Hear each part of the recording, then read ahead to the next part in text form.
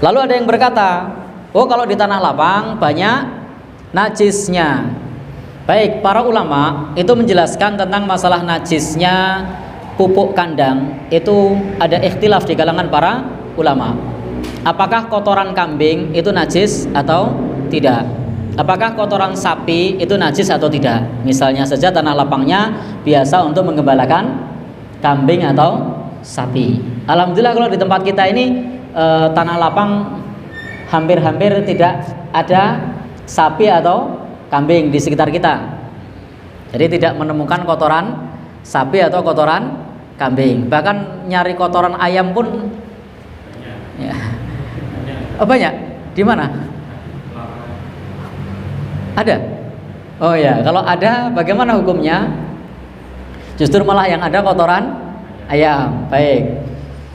Apa hukumnya? Di sini para ulama berbeda pendapat.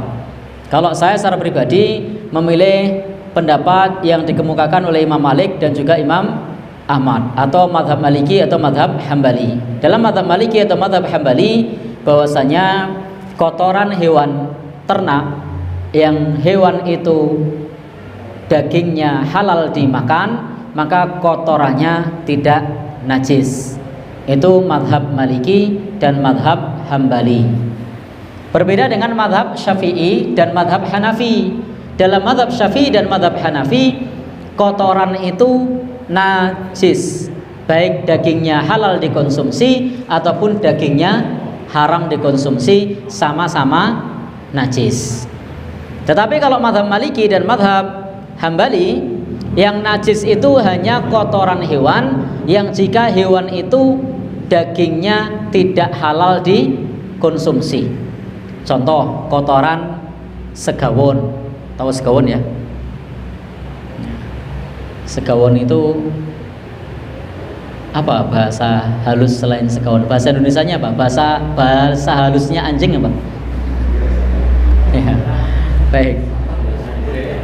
Misalnya kotoran anjing, ya najis kotorannya. Kotoran babi, ya najis.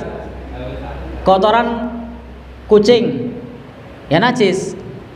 Kotoran, intinya hewan yang dagingnya tidak halal dikonsumsi. Kotoran cicak, banyak apa sedikit? Kalau banyak ya najis, sedikit kering makfu, dimaafkan. Di masjid kita menjumpai ada kotoran cicak, sak pelenik cuman satu, kecil, kering pula. Maka ini najis yang makfu, tidak berbau.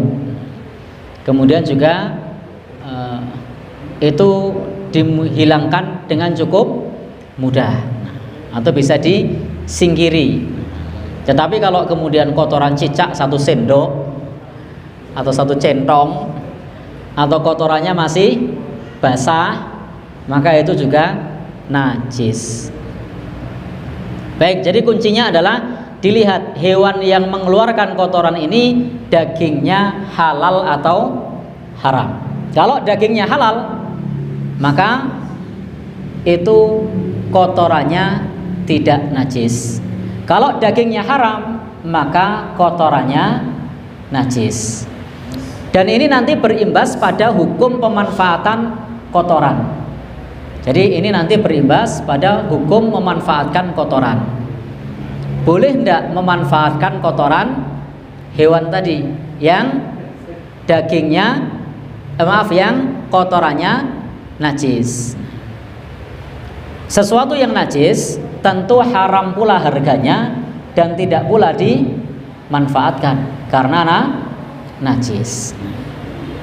Sementara kalau dia tidak najis, boleh dijual dan bisa dimanfaatkan karena tidak najis.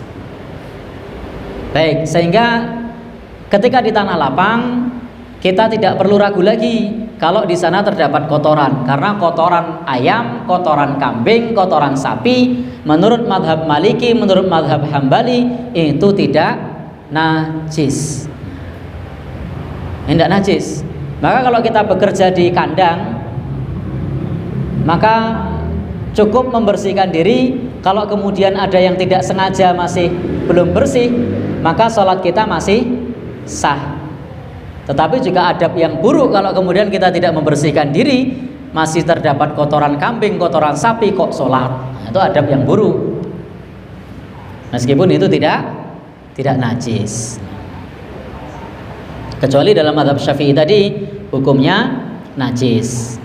Sehingga teman-teman semua yang berbahagia, yang dirahmati Allah Subhanahu wa taala, jangan kaget nanti kalau kita akan menjumpai dalam fikih yang lain lebih utama di masjid karena alasan menjauhi najis. Karena memang di dalam mazhab Syafi'i dan mazhab Hanafi, hukum kotoran hewan itu baik dagingnya halal ataupun tidak statusnya najis. Karena najis maka tidak boleh dimanfaatkan dan tidak boleh dijual beli. Maka di lingkungan kita yang mengacu pada mazhab Syafi'i itu mereka tidak pernah jual beli pupuk kandang. Yang ada adalah minta ganti rugi jasa mengumpulkannya. Ya, itu yang terjadi seperti itu.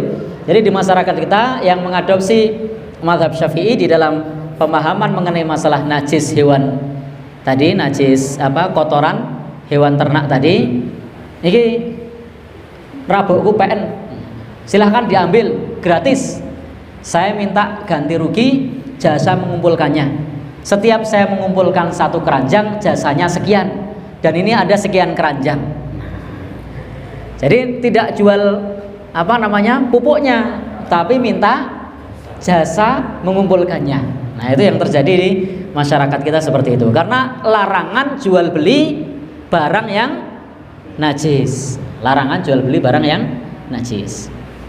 Maka ini tidak jual kotorannya, ini tidak jual pupuk kandang, tapi ini minta ganti jasa mengumpulkannya. Jadi akadnya bukan jual beli, tapi akadnya ijaroh, ganti jasa.